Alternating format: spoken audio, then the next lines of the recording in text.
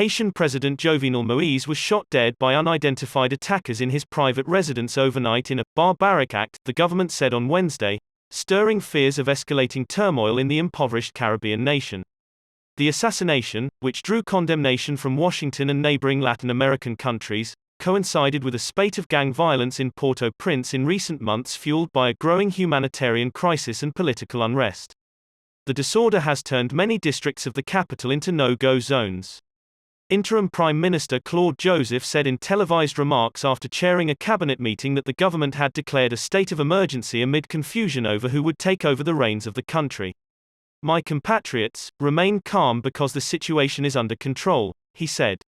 The 53-year-old president's wife, Martine Moise, was also shot in the attack at around 1 a.m. local time, at the couple's home in the hills above Port-au-Prince, Joseph said in a statement.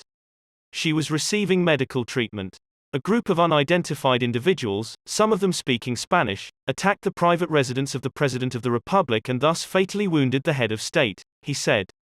Joseph said the police and army had the security situation under control. The streets of the usually bustling capital of 1 million people were quiet and empty on Wednesday morning after the attack and intermittent gunfire overnight. All measures are being taken to guarantee the continuity of the state and to protect the nation, Joseph said.